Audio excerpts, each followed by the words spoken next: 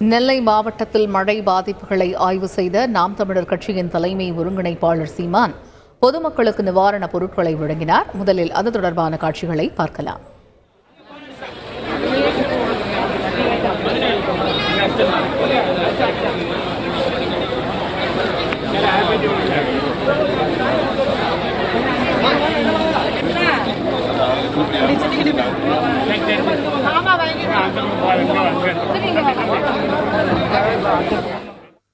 இது குறித்த கூடுதல் தகவல்களை செய்தியாளர் ராமசுந்தரத்திடம் கேட்கலாம். ராமசுந்தரம், வணக்கம். நாம் தமிழர் கட்சியின் தலைமை ஒருங்கிணைப்பாளர் சீமான் மேற்கொண்ட கள ஆய்வு பற்றிய விவரங்கள் என்ன? அதாவது நெல்லை மாவட்டத்தில் வரலாறு காணாத கனமழை பெய்து நெல்லை மாநகர் பகுதியில் பெரும்பாலான இடங்கள் மழைநீர் மற்றும் வெள்ளத்தின் காரணமாக சிக்கி பொதுமக்கள் மிகுந்தளவு பாதிக்கப்பட்டிருக்காங்க.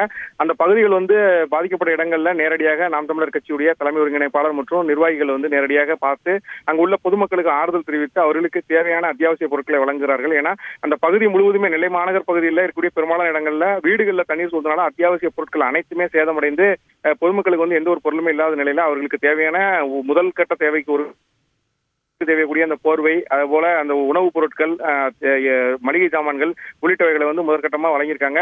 வண்ணார்பேட்டை பகுதியில் சுமார் ஒரு 1000க்கும் மேற்பட்டோருக்கு அந்த வணிக அந்த பொருட்கள் நிவாரணப் பொருட்கள் வழங்கியிருக்காங்க. அதே போல வீரமாணிக்கபுரம், உடையார்பட்டி, சிந்துமுந்திரை உள்ளிட்ட பகுதிகளிலும் நேரடியாக அந்த பாதிக்கப்பட்ட மக்களை சந்தித்து அவர்களுக்கு தேவையான அந்த உணவுப் பொருட்கள் மற்றும் அந்த நிவாரணப் பொருட்களையும் வழங்கி வருவாங்க. தகவல்களுக்கு நன்றி ராமசுந்தரம்.